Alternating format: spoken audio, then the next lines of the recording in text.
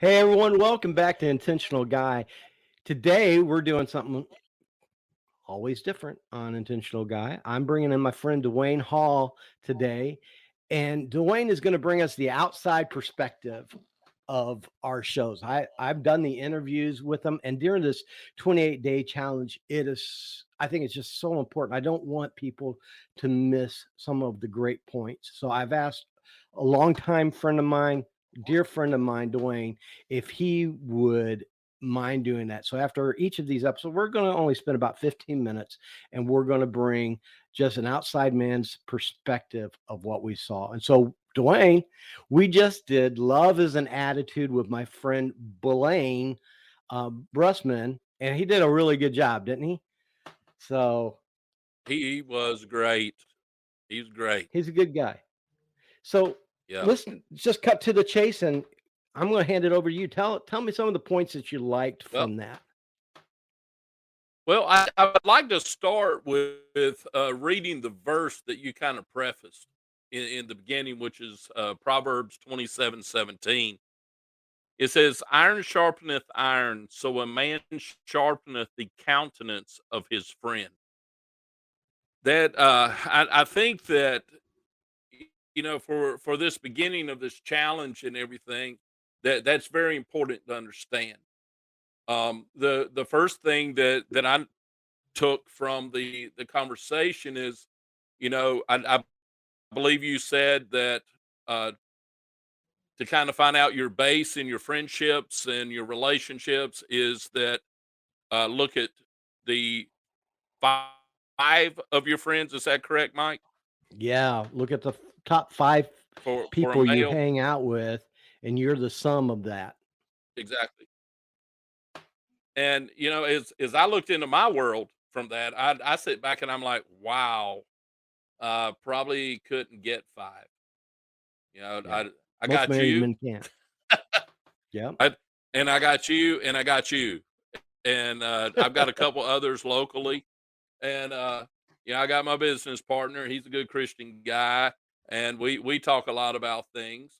But his life is different. He's single. He's Yeah. not married, so a lot of these things kind of are different for him and his perspective. But sometimes it's nice to also, when it comes to relationship, you may not always need to get your information and your input from married people. Sure. That's something that I've kind of learned through the process is, you if you have single friends, whether they be single from birth or whether be single through divorce or whatever is, you've got a lot to glean from them as far as, hey, what are you looking for and how are you looking for it? Yeah. And in those situations, it's a situation of can I give them advice or can I glean advice from them? In Yeah. how they're handling their life and their relationship and their pursuit of love in their life. Yeah. And so I guess the first takeaway that I personally had was as a male, we I think it's kind of ingrained in us early on in life of you're strong, you're an individual, you build your life, you live your life, you're a man. Um and we kind of take that and Right. then we don't share, we don't reach out to those around us for advice. Yep. And usually if the advice comes, we push it away and we reject it because it's not what we want to hear. Yes. So the first takeaway I had from your and Blaine's, conversation is for me personally, I can't speak for everyone else, but for me personally is I need to broaden my friend relationship and bring some people in that can bring something different into my world. Yeah. And that and in that also it can be is in the iron sharpening iron. Is it someone that I'm pouring into or someone that's pouring into me? And I think it's very important to have both. I I think I especially as a I totally Christian agree. and as a Christian leader, if you're only receiving, you're not doing your Yes. job. And if Yes. you're only giving, then you are shorting yourself by saying, my advice is greater than your advice. So therefore, I'm Yep. going to live by mine. You take it, and whatever you have to say, it doesn't matter. Because I believe, well, it goes back to my pastoring time. My dad told me when I first got in the ministry back in the early 90s, he said, son, always remember the easiest place to backslide and fall into sin is behind a pulpit Oh yeah. because you are the exhorter Yeah. and everyone else thinks that they cannot come to you. And that's one thing that I loved about Blaine and your relationship is Blaine stepped up and he said, hey, Mike, brother, I love you.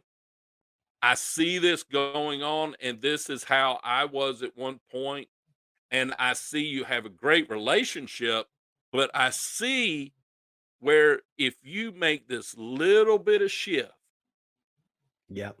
you can improve your relationship with your wife, and you can have a better relationship with your wife, and you're not only going to be your wife's best friend, but you're going to be your wife's hero. Yep. And let me And tell you, as men that in this conversation, challenge, do you want to be the friend, or do you want to be the sparkling knight coming in and saving the day with the mm, gift bag and the tissue paper and the socks at the end of the day? yep. Because I'm telling you, that changed that conversation. I I mean, had 2 I choices. At first, I got mad. I was kinda, not mad, but I was on my defending kinda defensive, but then I had to think, "This man ain't here to hurt me." And everything he's telling me exactly. isn't something my wife hasn't already tried to communicate to me. And I sat back, Yeah. but you know what I like what Blaine did too, that we didn't discuss in the podcast was that Blaine followed up with me Yeah. afterwards. Well, see that's the importance. Yep. Don't dump it on somebody and then just walk away from it. It's like, here you go. And we were I'm gonna give you 2 bags of trash. You yeah, you sort through it. You figure out your life, and hey, I'm gonna be over here eating a milkshake at Dairy Queen. yeah. And you know what I love? Because No, we you live in the gotta same follow up. area. Well, because we live in the same area, what I love is me and Blaine are always trying to outdo each other with our wives now, and That's but we're awesome. also encouraging That's each awesome. other, with, hey, Yeah, if Blaine sees something that he knows because our wives are two opposite people. They're, the things they like are different, right? So if Blaine sees something that he thinks Amber likes, he'll send that message to me. And now I'm doing the same yeah, thing. I'm looking at things. If I see something I yeah, think Shelly's gonna like, I want to give that to Blaine. And I love our friendship yeah. because, we want the best for each other. And that should be every Well, relationship that we is should. the important thing.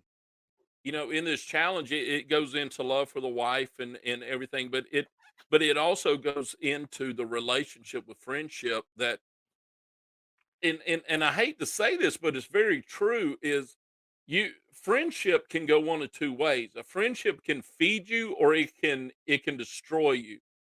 Yep. A friend can feed you vitamins that make you stronger and healthier. A friend can send you and feed you arsenic that just kills your soul. Mhm. And if you're involved in a toxic friendship, I hate to say this, but there comes a time you have to dust your sandals and say, "Hey, this isn't feeding my world, and it's not selfish." You Right. don't discount them, you don't cut them away, you don't discard them, but you stop letting them be the the center of your friendship world, and you seek a friend that sharpens iron with iron, that is that person that can make you a better person while accepting also advice to help them be a better person. Yep. You can take a piece of iron and sharpen it, but it says iron upon iron sharpens. Yeah. It takes the two to make the sharp sword. And if there's a toxic situation in your life, there's nothing wrong with it. It's not unbiblical to cut that out of your world. I mean, Yep. let's take if you're dealing with an addiction and God forbid, let's say you're dealing with heroin and your best friend is a heroin addict. It's a toxic situation. Don't stop Yes. praying for them. Don't stop loving them. Don't stop caring for them, but cut them out of your daily world and find a godly person who doesn't have a heroin addiction to help you through your life that can give you Hmm. good advice. And it's the same in Yep. marriage. Yes. Don't Oh, find a friend that's cheating on his wife and telling you, "Hey, man, I took my girlfriend to Cancun and we had a great time." And they're feeding this into you, and you're sitting back and going, "Well, my relationship's pretty good, but I didn't have that excitement." Well, of yep. course it's not. It's not sin. The devil Yep. wants to make sin a whole lot better than do it the right way. And Yep. that's what I loved also, kind of jumping forward, with Blaine, is he said love is an attitude. Yep. It's an attitude.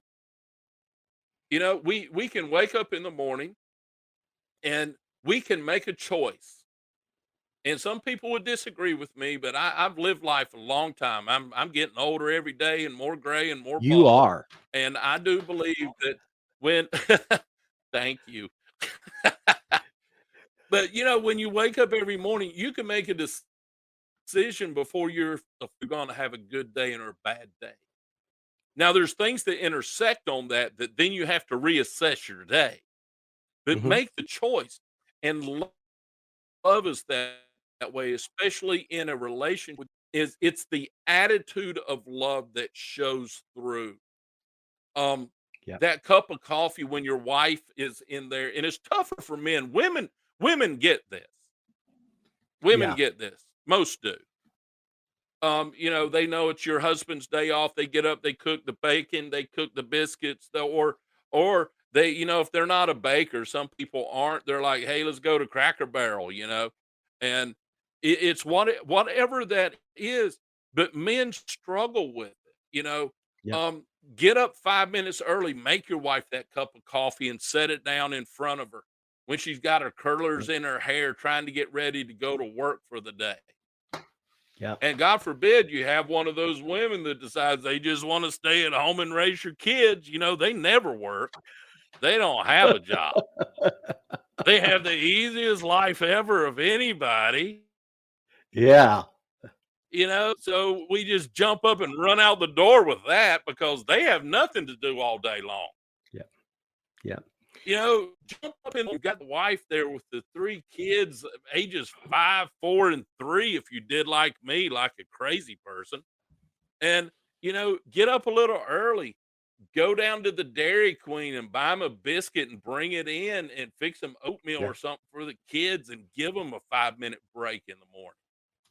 It's Yeah. the attitude of love that matters. God's attitude with us is, I love you and I gave my son for you. I gave the ultimate sacrifice. That's the greatest example. We can't beat that. How can you beat that attitude? Yeah. He gave his best. He gave his only son for us, that he died and he rose again, that we could be saved and have eternal life in him. What's 5 minutes, guys? Yeah. What's a cup of coffee, and make sure you mix that cream and sugar just right for your wife?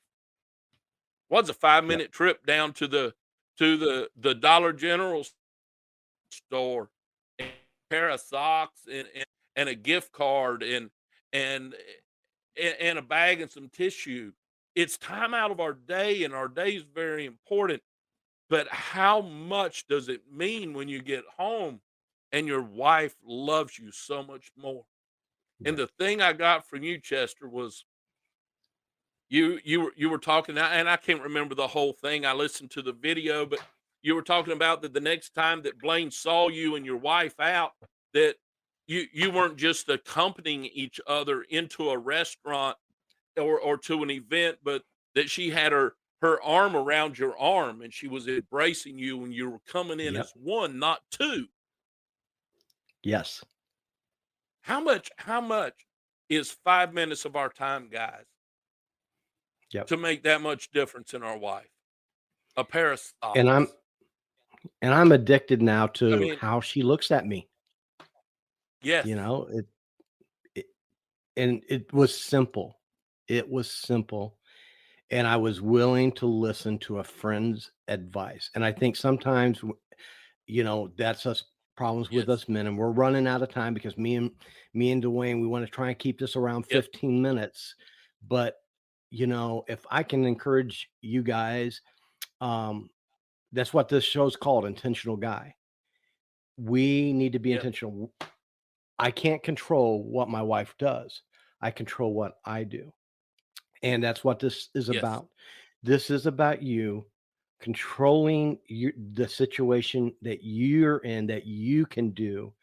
And it's to open your eyes and say, can I do this better? And then Let me be interject one thing real intentional. quick, Mike. Yep. When it becomes to being an intentional man, a lot of times we can stand back and we can say, well, if I do this, they won't do this. If you're intentional, the only person's attitude, the only person's action that matters is the intentional guy.